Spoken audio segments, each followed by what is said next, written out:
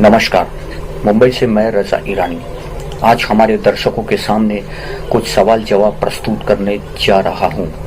लेकिन सबसे पहले हम आपको ये जानकारी देना चाहते हैं कि हमारा ABN India media network channel किसी टेक्निकल कारणवश बंद हो चुका है। इसलिए कृपया करके हमारे सब्सक्राइबर्स हमारे एबीएन इंडिया टीवी चैनल को सब्सक्राइब करना ना भूलें, ताकि हमारे आने वाली वीडियो आपको मिलती रहे। आइए चलते हमारे सवाल और जवाब की तरफ, जिसमें भाजपा सरकार फंसती हुई नजर आएगी। कोविड-19 की उत्पत्ति कहां से हुई थी? चीन के वुहान शहर से। कोविड-19 पूरी दुनिया में कैसे फैला? देश के बीच यात्रा करने वाले लोगों के माध्यम से। देश के बीच यात्रा करने का सबसे तेज तरीका क्या है? हवाई जहाज। हवाई जहाज कहाँ उतरते हैं ये तो सबको पता है, हवाई अड्डों पर। देश में अधिकतम वायरस संक्रमण कैसे फैला?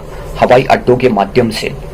भारत में कितने अंतर्राष्ट्रीय हवाई अड्डे हैं? कुल मिलाकर 20। ये हवाई अड्डे किसके नियंत्रण में है?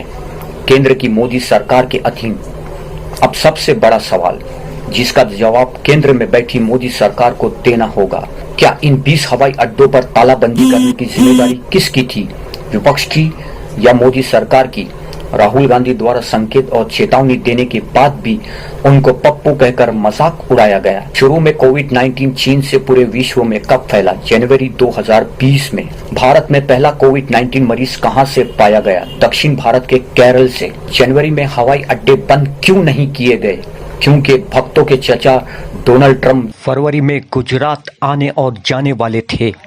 इसलिए नमस्ते ट्रंप का आयोजन जोर शोर से किया जा रहा था और अपनी नाकामी छुपाने गरीबों के समक्ष दीवार खड़ा किया जा रहा था। इस आयोजन को लेकर देश का गोदी मीडिया आज तक मौन व्रत धारण किया हुआ है, क्योंकि देश का गोदी मीडिया खुद इस आयोजन का एक हिस्सा था। ट्रंप चचा और मोदी जी का प्रचार प्रसार फैलाने में। जिस नमस्ते ट्रंप आयोजन में मोदी जी ने अपनी लाल करने 150 करोड़ रुपया खर्च किया था, आज वही गुजरात का सिविल हॉस्पिटल कोरोना वायरस के मरीजों के मौत के कारण शमशान घाट में तब्दील हो चुका है। भाजपा के विजय रूपानी सरकार की नाकामी को लेकर गुजरात हाई कोर्ट ने इस मामले में उन्हें फटकार लगाई है। क्या प्रत्येक व्यक्ति का हवाई अड्डों पर परीक्षण किया गया? जवाब नहीं। तो नाकामी किसकी? ये तो वो हिसाब हुआ, आप करे तो पुण्य, गरीब करे तो पाप। भारतीय जनता पार्टी का हर एक मंत्री संवैधानिक पद पर बैठकर खुलेआम संविधान की धज्जियां उड़ा रहा है और अपनी नाकामी छुपाने अनाप शनाप प्रचार प्रसार फैला रहा है। और दूसरी तरफ मोदी जी टीवी पर जनता को संबोधित करके लॉकडाउन के आदेश का पालन करने की घोषणा करते जा रहे हैं। कभी अपने मन की बात कहकर जनता से थाली और ताली पिटवा रहे हैं, तो कभी मोमबत्ती दिया जलाकर इस कोरोना काल में जनता को अलग दिशा दिखा रहे हैं। क्या देश इस तरह इस महामारी से लड़ पाएगा? आज क्यों WHO और सरकार कह रही है कि कोरोना के साथ हमें जीना सीखना होगा?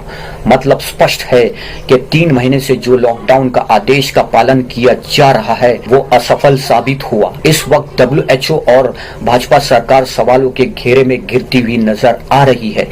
21 देश ने WHO को फॉलो नहीं किया और वहां पर कोविड-19 की रेटिंग पॉइंट भी बहुत कम है।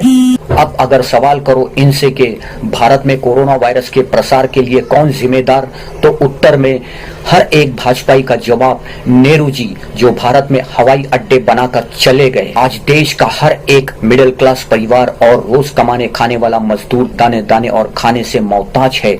लेकिन इस मुश्किल घड़ी में ये सरकार सिर्फ भाषण से शासन चला रही है और इनके मंत्री विपक्ष की टांगे पकड़कर खींचने में व्यस्त है। कब तक देश की जनता को इस तरह मूर्ख बनाकर ये लोग सत्ता हथियाते रहेंगे? तमाम ऐसे सवाल है जिसका जवाब देना भाजपाइयों की बस की बात नहीं है। इनका और इनके दलाल मीडिया वालों की डिबेट सिर्फ हिंदू मुस्लिम मंदिर मस्जिद हिंदुस्तान पाकिस्तान तक ही सीमित है। जहां इनसे मुद्दों पर प्रश्न करोगे तो देशद्रोह का आरोप लगाकर जेल में ठूस दिए जाओगे। 2014 के पहले वाली वीडियो कैसेट अगर रिवाइंड करके देखा जाए तो यही मोदी जी विपक्ष में रहते हुए तमाम ऐसे प्रश्न कांग्रेस की सरकार से कर चुके हैं जो आज मोदी सरकार से करने पर देशद्रोही कहा जाता है।